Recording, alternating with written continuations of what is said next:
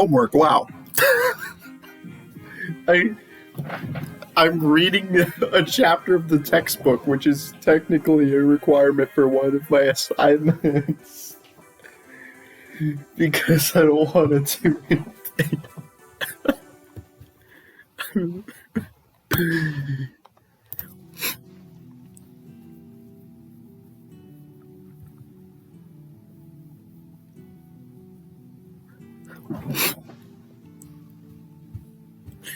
Hold up.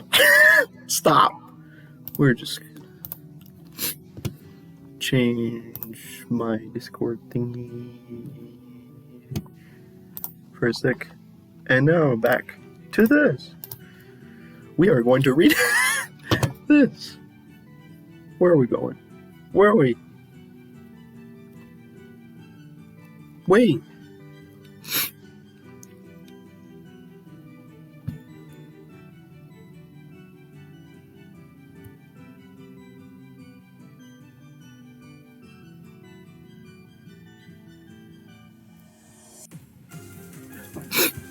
Goal setting and feedback. I sniffed.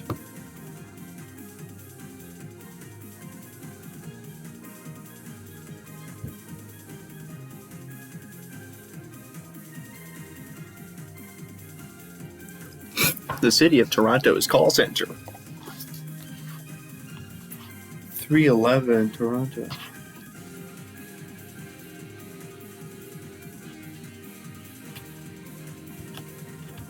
Oh, call center.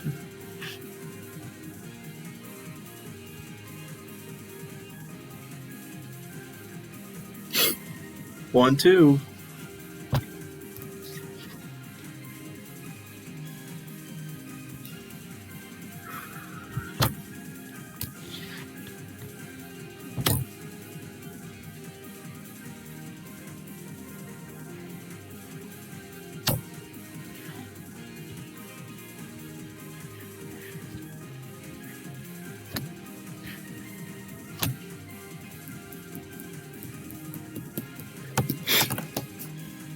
Goals. The whole point of the section is about goals.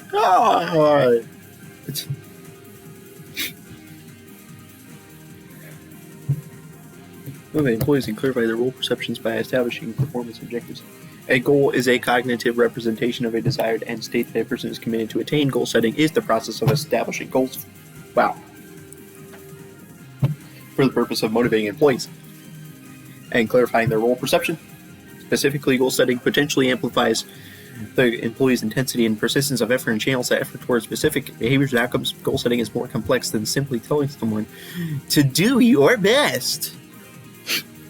Do your best. Effective goals have several specific characteristics. One popular acronym, SMARTER, captures these characteristics fairly well. A goal is a cognitive representation of a desired end state that a person is committed to attain. Specific goals lead to better performance when they are specific. Specific goals state what needs to be accomplished, how it should be accomplished, as well as where, when, and with whom it should be accomplished. Specific goals clarify performance expectations so employees can direct their effort more efficiently and reliably. Measurable. Goals need to be measurable because motivation occurs. How about measurable? Goal achievable, relevant, time-framed, exciting.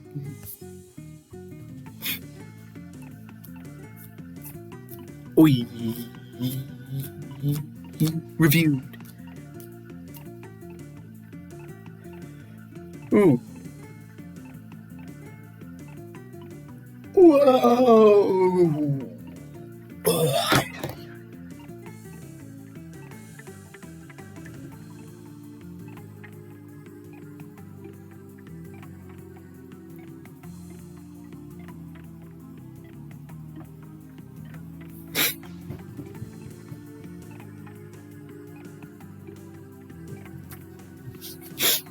Characteristics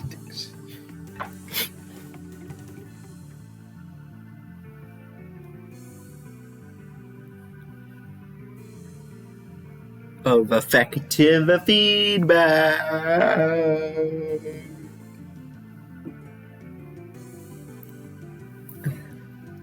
The opening case study for this chapter described why many large corporate organizations around the world have replaced their traditional performance appraisal systems with real-time, coaching-oriented feedback. This dramatic shift has occurred mainly because traditional performance reviews do not satisfy some of the critical features of effective feedback. Information that lets us know whether we have achieved the goal or are properly directing our effort toward it is a critical partner in goal setting. Feedback contributes to motivation and performance by clarifying role perceptions, improving employee skills and knowledge, and strengthening self-efficacy. Oh my gosh. Effective feedback. Like, the challenge is not reading the chapter. The challenge is that I have to write a discussion post. And I have to write another discussion post. And I have to write a paper that was due 2 days ago. And I have to write a paper that's due today. That's a stinking thing. That was fun. Come on. Dude, no, I could skip most of these things. Like, the worst that will happen is that I turn in the paper incomplete. Well, no, there's no way I'm turning it in without at least writing something as a paragraph. For the last paragraph, it just might be really bad. But I need to get because what if my teacher just gives me a 0 because I didn't complete the assignment? Like, what if she's just like, that could actually happen. Like, you did not even do question number 4. I'm going to give you a 0, which is stupid. But she might do that. I would not be surprised at all if she did that. But anyways, effective feedback. Plus, it's turned in 2 days late, so it's going to get a low grade regardless. Even if I wrote the last or even if I did everything perfectly, I'm still going to get 80% or less. Wow. I mean 80%. Effective feedback. Oh, that was funny. Stop. Effective feedback should be specific. The feedback should be relevant. The feedback should be timely. The feedback. Fourth, it's a credible supervisor or their feedback source. Believe that the person has complete and accurate information about the employee's performance, is reliable at recalling that information, is unbiased in communicating and applying the feedback decisions to decisions, and describes the feedback in a supportive and empathetic manner.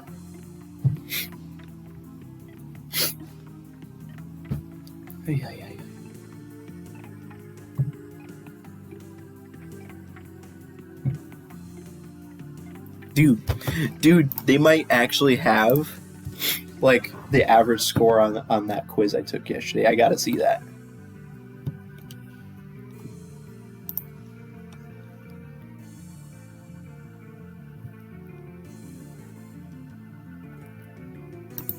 I literally got 20 out of 20. Did I take it on video? That was funny sniff.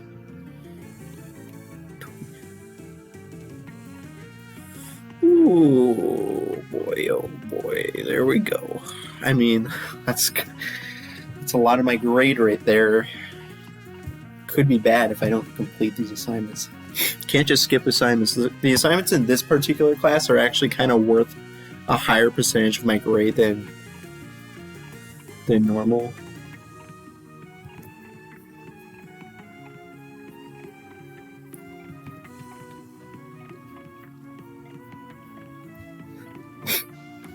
Oh man, I wanted to see the average score. Does the other class show average scores and stuff? Or not average, but like every possible score that the other students got? Because that's cool. Stop.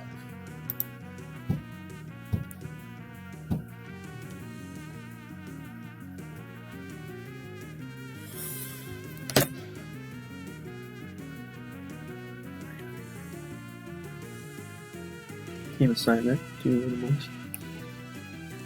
There's clearly not average scores.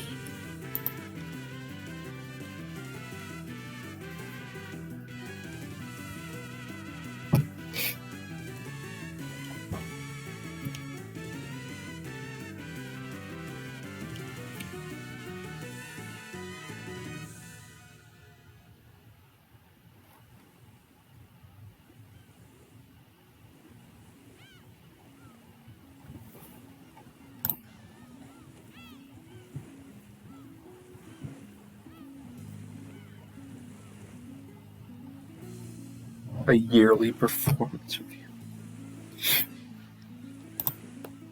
How come usual performance appraisals are literally once a year?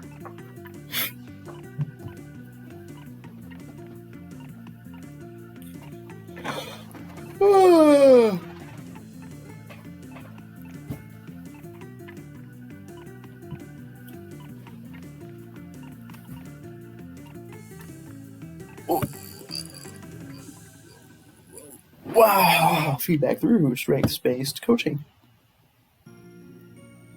None of this stuff I'm reading right now has anything to do with the discussion post. Come on.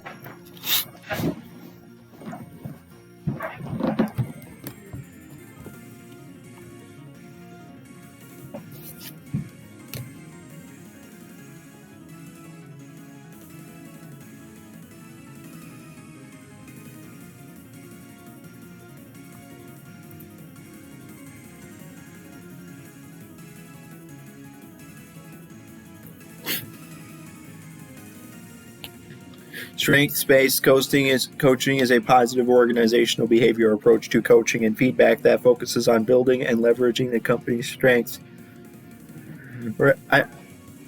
Building and leveraging the employees' strengths rather than trying to correct.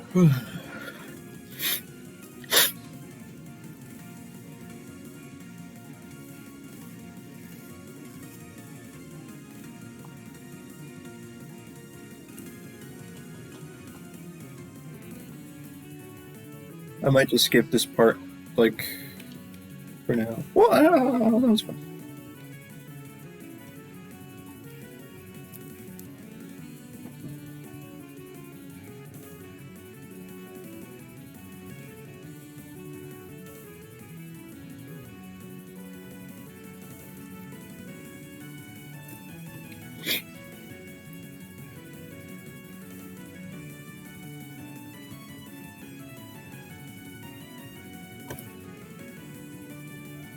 None of this stuff has anything to do with this. Do we have this? Oh. Treating employees fairly.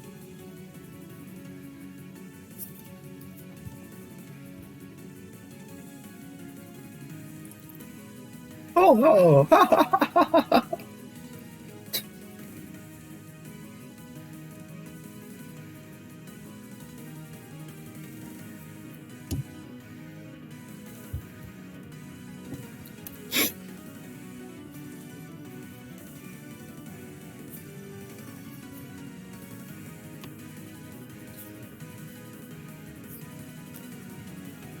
Organizational justice.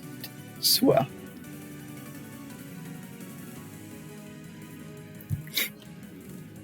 treating employees fairly.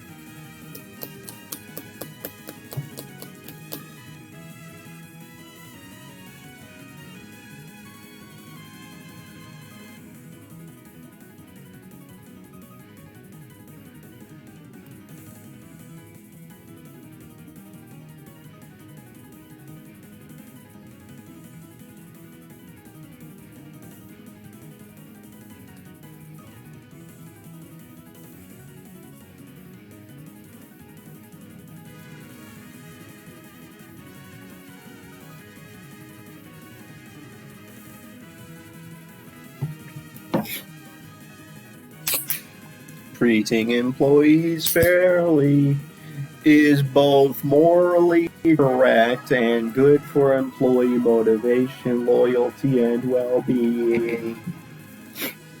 Yet feelings of injustice are regular occurrences in the workplace. Consider the following examples. Only 55% of people believe they are paid fairly compared to people.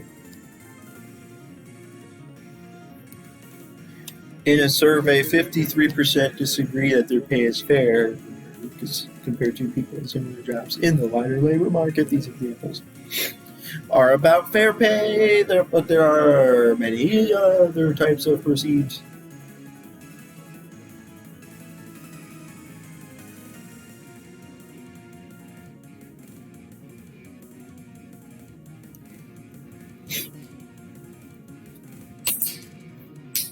workplace injustices. Who gets promoted? How employees are treated by management? Whether resource allocation decisions are transparent and unbiased. How can we improve workplace justice? Explain that there are several types of organizational justice.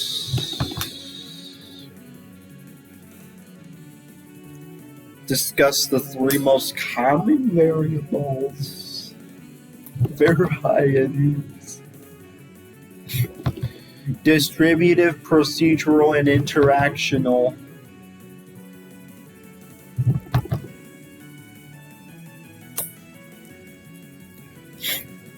Though,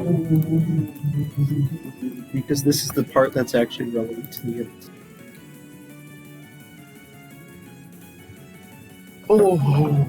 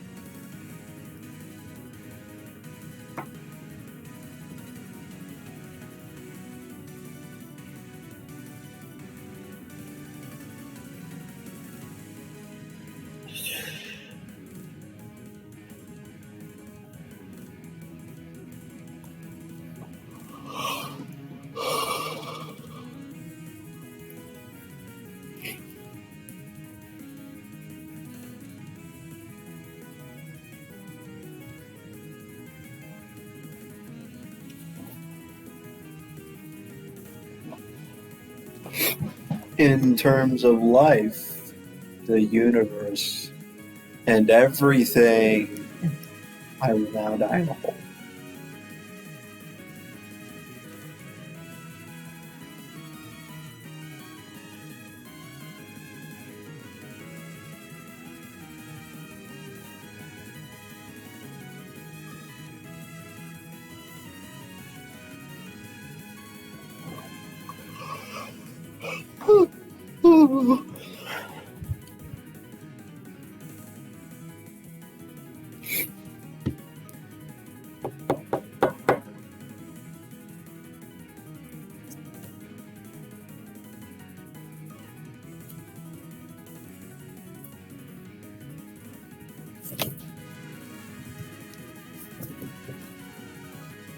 What was I about to do? Distributive justice refers to the perception that appropriate decision criteria rules have been applied to calculate how various benefits and burdens are distributed. These criteria, such as effort, need, or membership, describe how much each person should receive, such as higher paid, more tedious tasks, wear better workspace, and so on. Procedural justice is the perception that appropriate procedural rules have been applied throughout the decision process. Procedural justice tends to be higher, for example, when the decision maker demonstrates neutrality, no favoritism, allows everyone involved to have their say, and allows an appeal of the decision.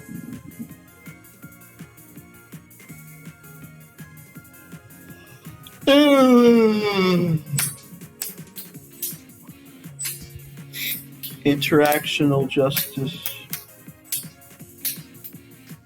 is the perception that appropriate rules have been applied in the way employees are treated throughout the decision process. For example, we believe there's interactional justice when the decision maker is polite towards the potential beneficiaries and is honest and candid in providing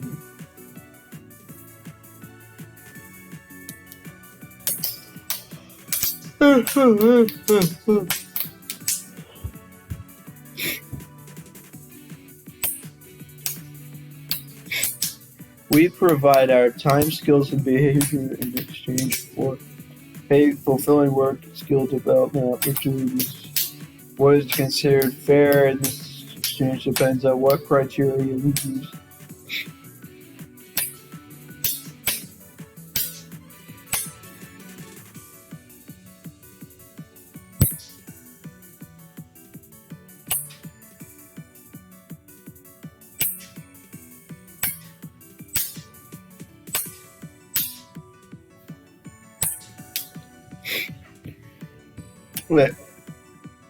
In some situations, we might believe that everyone should receive the same benefits. This equality principle is applied, for instance, when everyone gets subsidized meals in the company cafeteria. In other situations, we believe that those with the greatest need should receive more outcomes than those with less need. An example is the practice of giving employees who are ill paid time off to recover. The equity principle states that the benefits people receive should be in proportion to what they contribute to the organization. The equity principle relates to the most common set of distributive justice rules and organizational settings. So let's look at equity in more detail.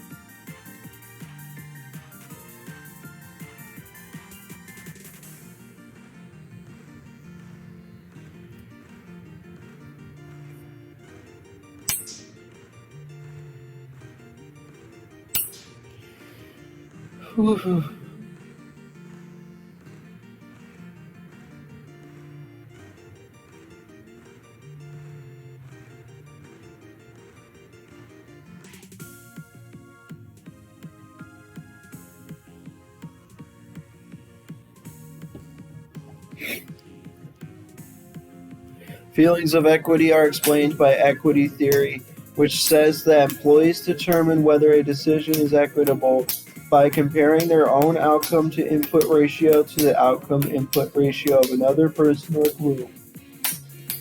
As exhibit illustrates, the outcome input ratio is the value of the outcomes you receive divided by the value of the inputs you provide in the exchange relationship. Inputs include things such as skill, effort, reputation, performance, experience, and hours worked. Outcomes are what they receive, such as pay, promotions, recognition, interesting job, opportunity to improve one's skills and knowledge. Equity theory, a theory explaining how people develop perceptions of fairness and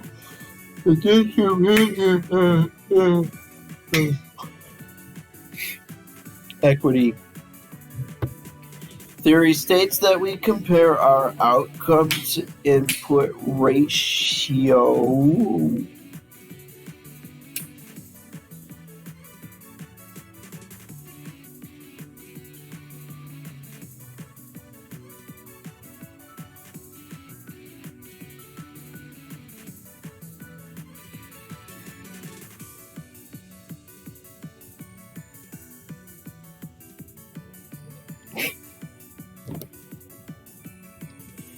Equity theory states that we state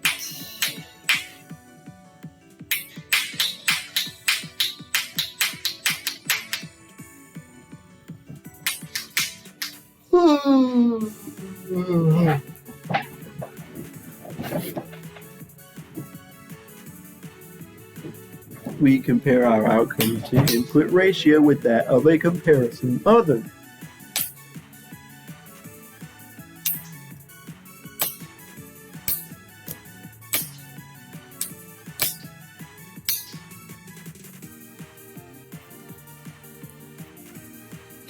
You snapped. Equity theory states the comparison other might be another person or group of people in other jobs. Compare your pay with the CEO pay for another organization. On some research and suggests that employees frequently collect information on several references to form a generalized comparison other. For the most part, the comparison other varies from one person to the next and is not easily identifiable. The comparison of our own outcome to input ratio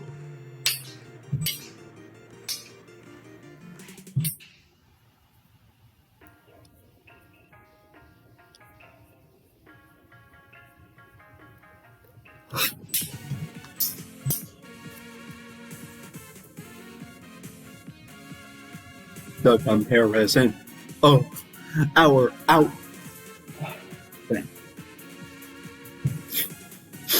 the comparison of our own outcome to input ratio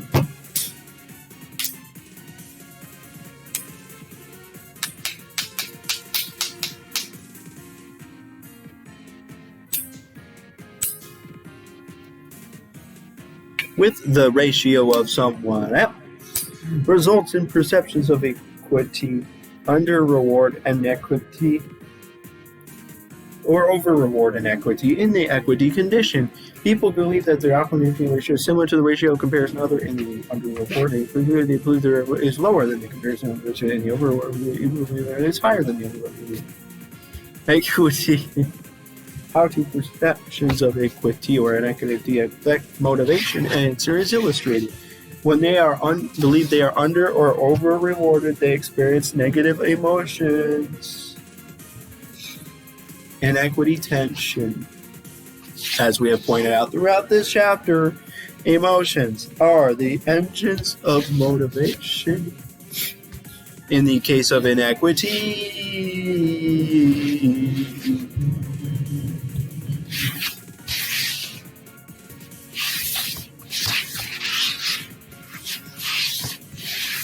in the case of inequity, people are motivated to reduce the emotional tension. Most people have a strong emotional response when they believe a situation is unfair, and this emotion nags at them until they take steps to correct the perceived inequity. There are several ways people try to reduce inequity tension. Let's consider each of these in the context of under reward equity. Inequity, when the action is to reduce our inputs. So reduce our inputs so that the outcome to input ratio is similar to the higher paid co-worker.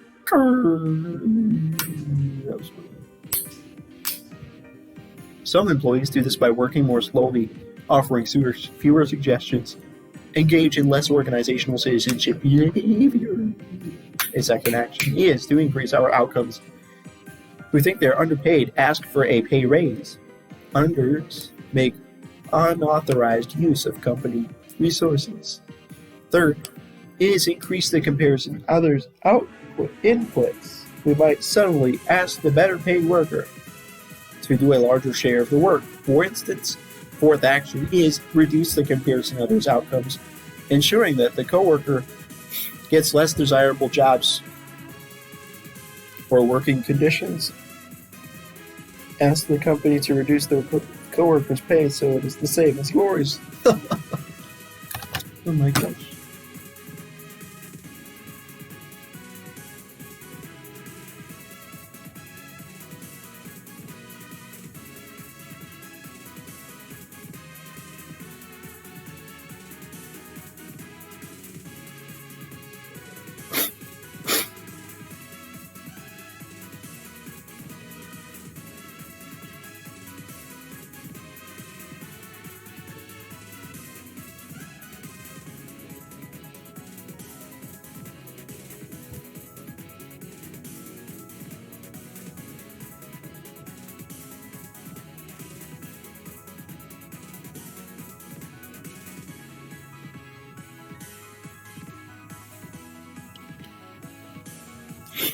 change our beliefs about the situation rather than change our behavior. For example, we might form the idea that the coworker really is doing more, working longer hours for the higher pay. Alternatively, we might change our perceptions of the value of some outcomes. Rather than thinking a coworker benefits from getting more work-related travel than we do, we instead believe that travel is more inconvenient than desirable. A sixth action is to change the comparison to others. Rather than compare ourselves with a higher-paid coworker, we might increasingly compare ourselves with a friend or neighbor who works in a similar job. Finally, if the equity connection is strong, can't be reduced through other actions, we might leave the field. Occurs by moving to another department, joining another company, or keeping away from the work site where the over-rewarded coworkers located. People who feel over-reward equity will reverse the action. Some reduce their feelings of inequity by working harder, encourage under-rewarded worker to work at a more leisurely pace, or change his perceptions to justify more favorable outcomes, believe the assigned work is more difficult, or his source skills are more valuable. I was underpaid for the first half of my life. I don't mind being overpaid for the second half.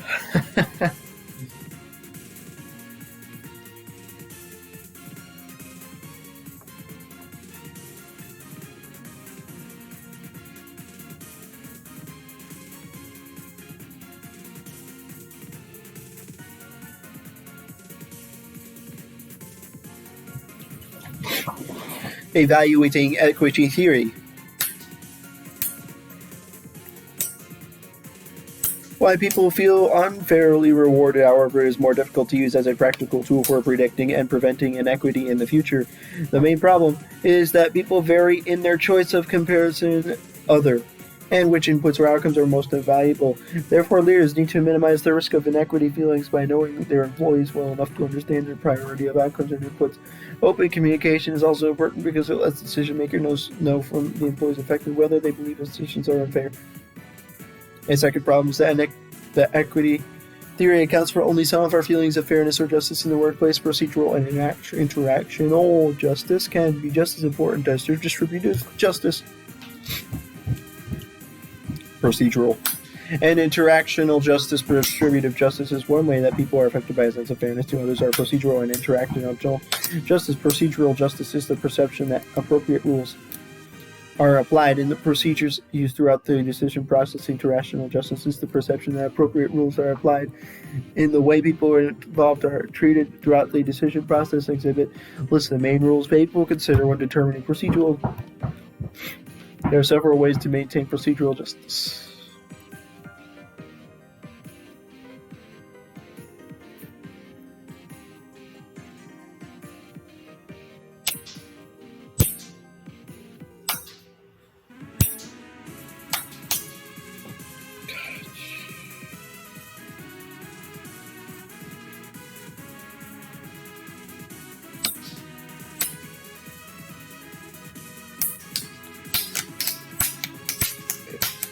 Chapter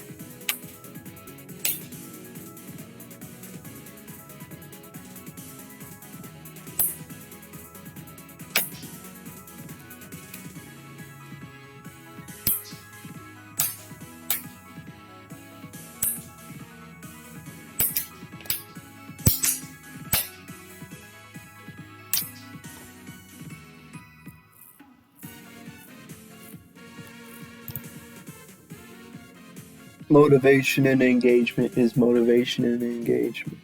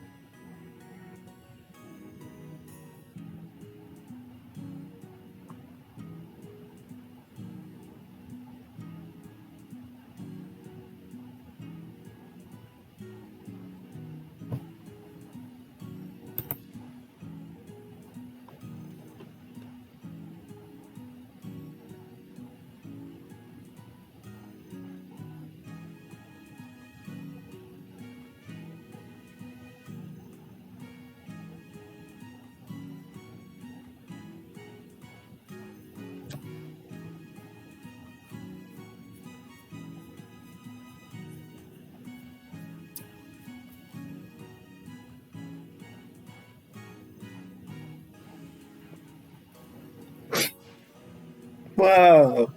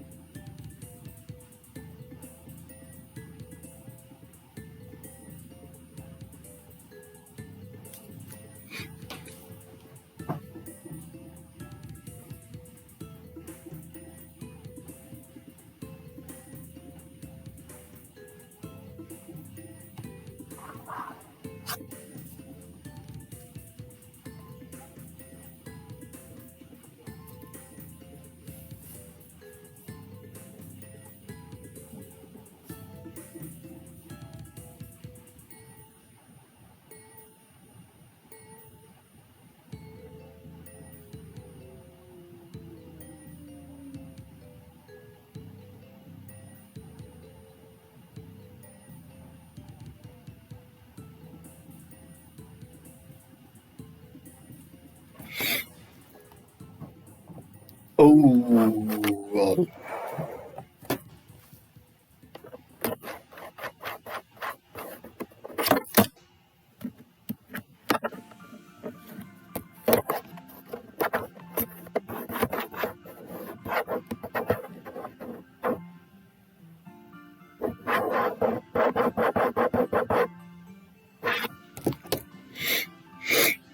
Okay.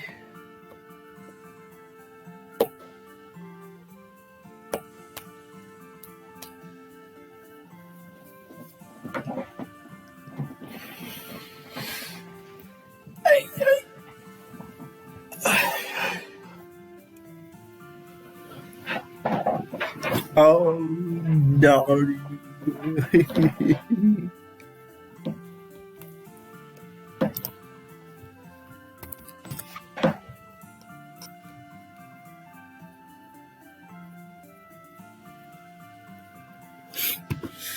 Woo!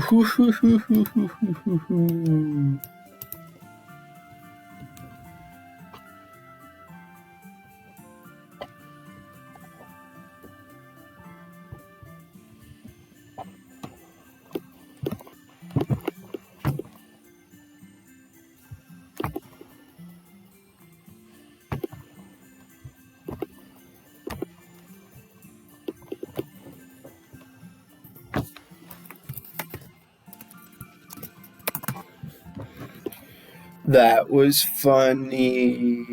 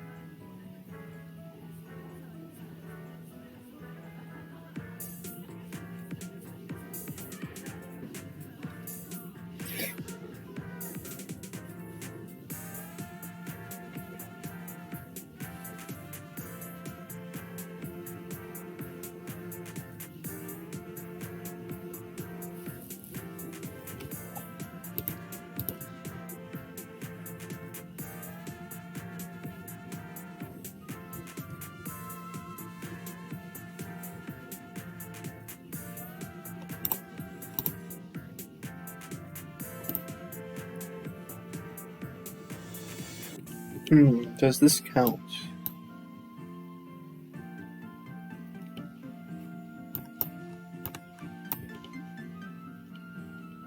I don't think this counts.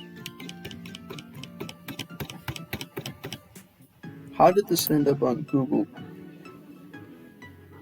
Oh.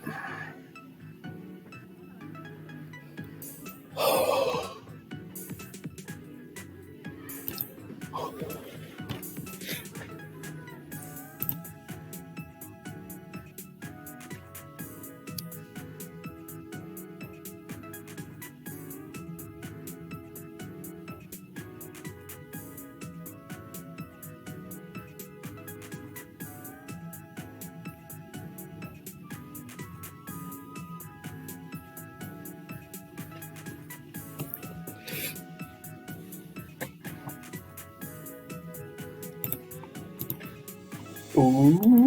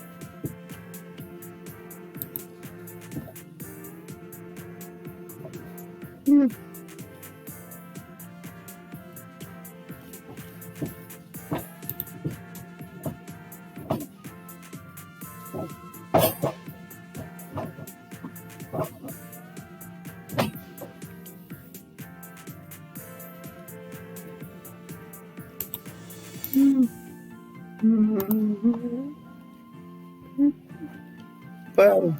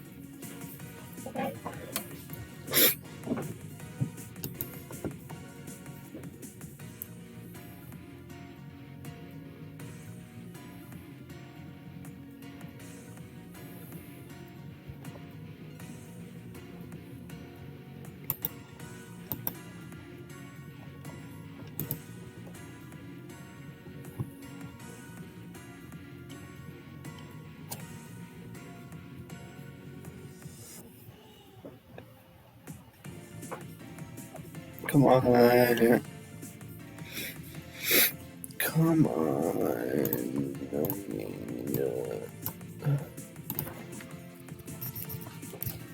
Stop.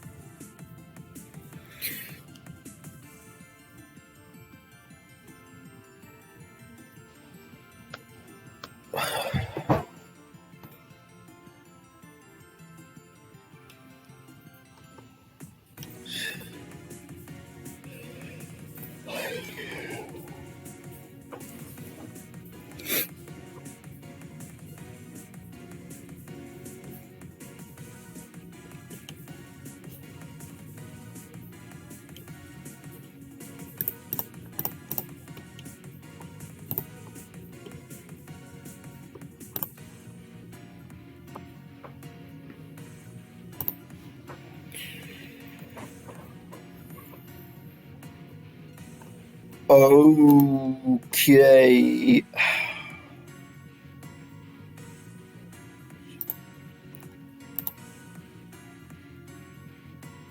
No. Thou shalt stop.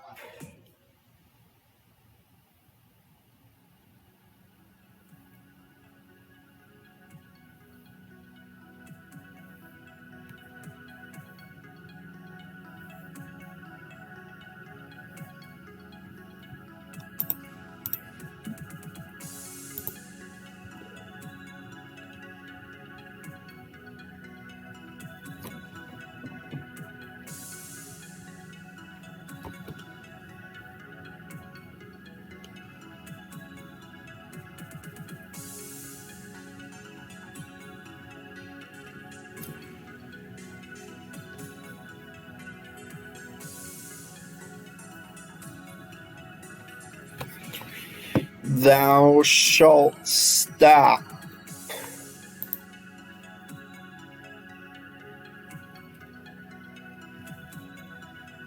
Thou shalt.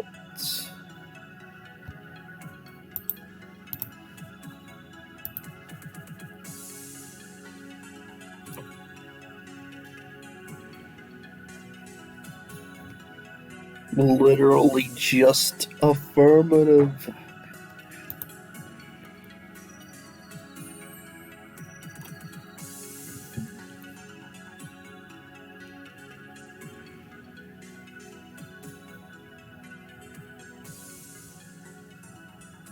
What is this book?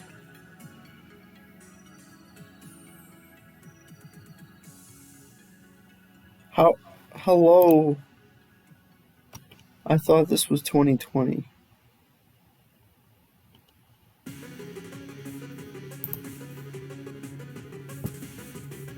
I thought this was in 2020.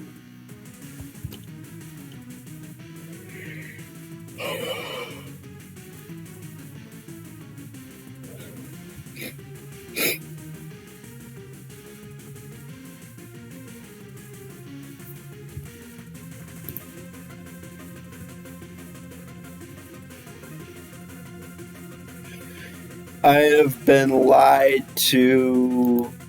I thought this was 2020.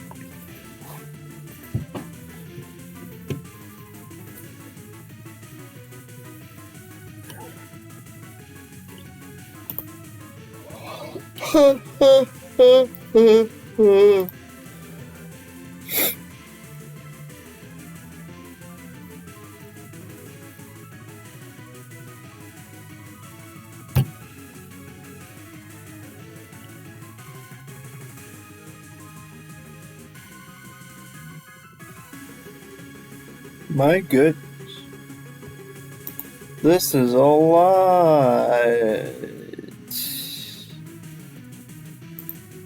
Oh my goodness.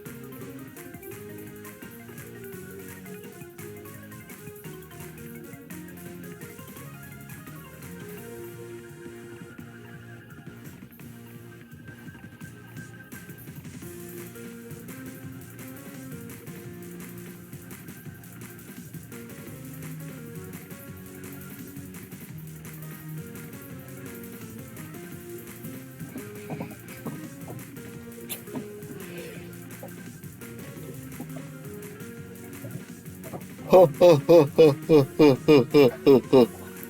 Ha ha.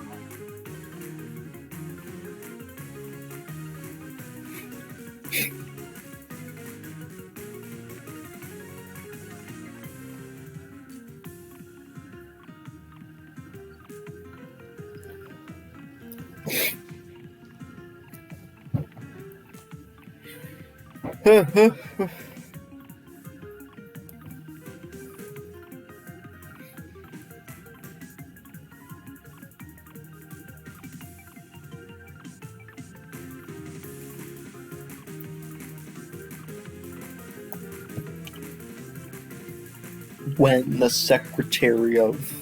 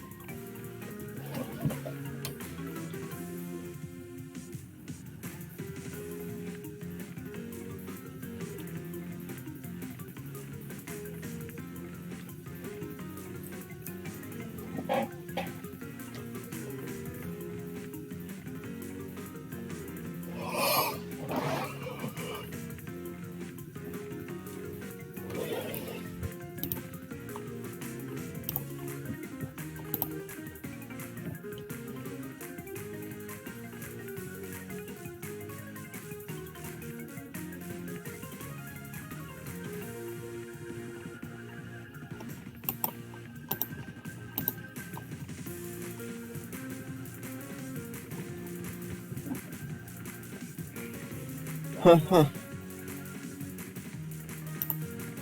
Ha ha ha.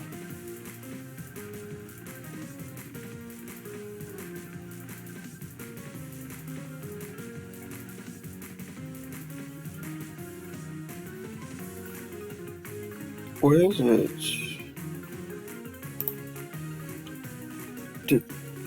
Discriminatory.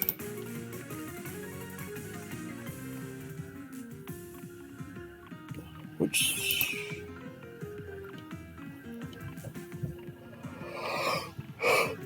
Uh, uh,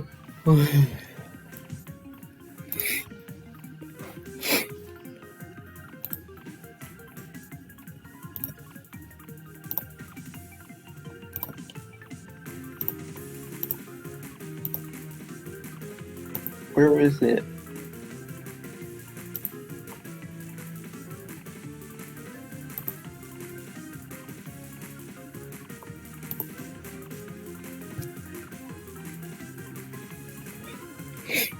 Well then, let's see.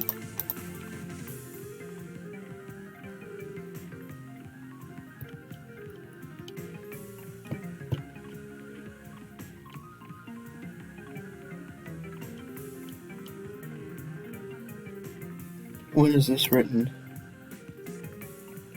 It says 2020.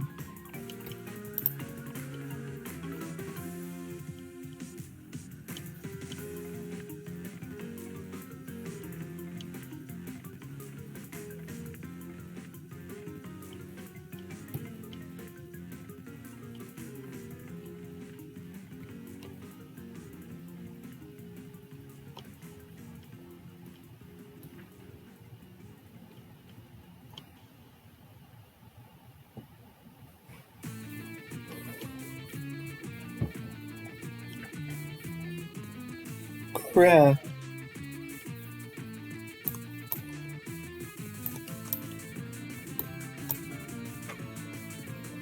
It's too hard to do stuff. Oh, okay.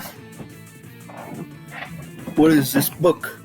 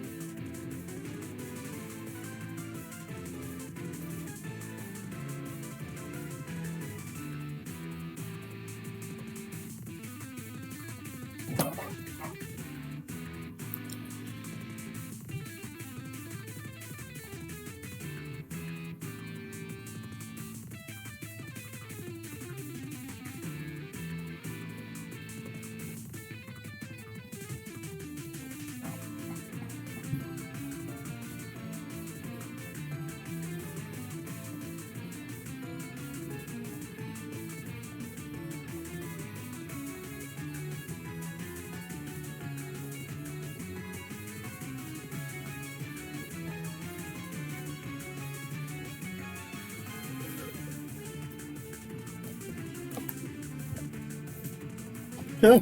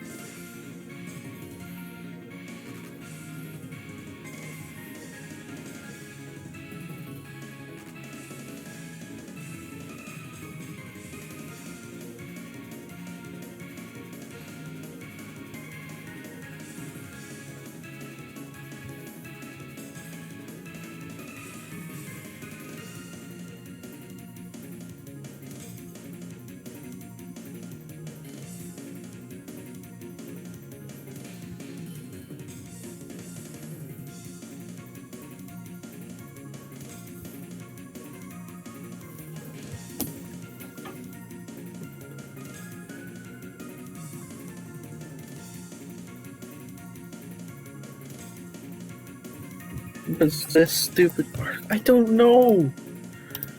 I don't know.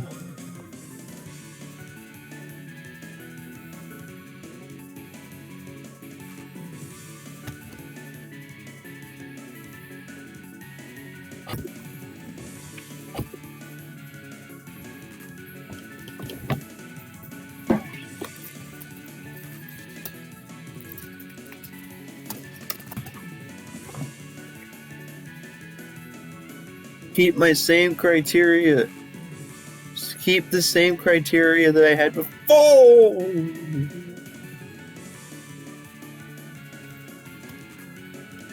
Stop. That was funny.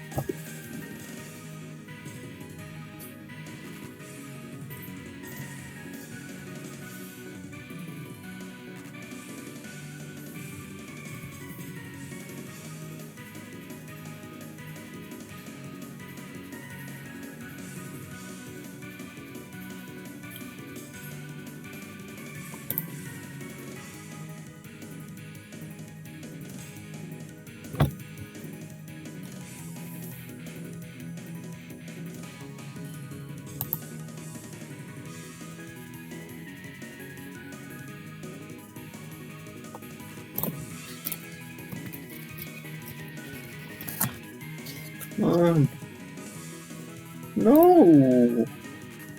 Where is it?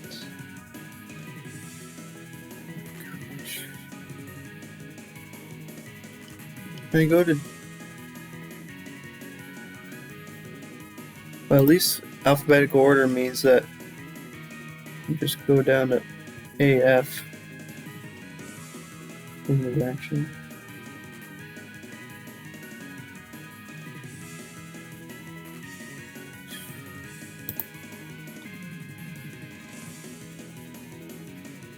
Wait. Oh, come on.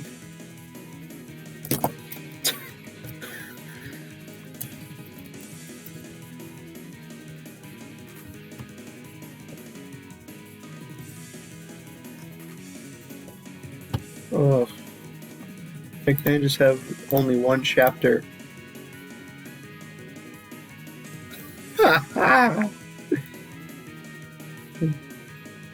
I could just read this version of it, but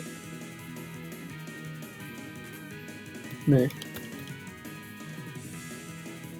The New Palgrave Dictionary of Economics.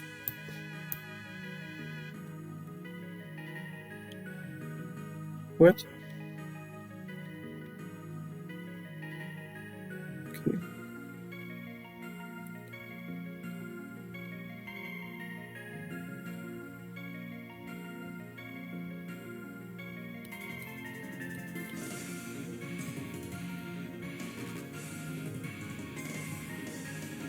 Well, there we go. We got some stuff, I think. How many pages?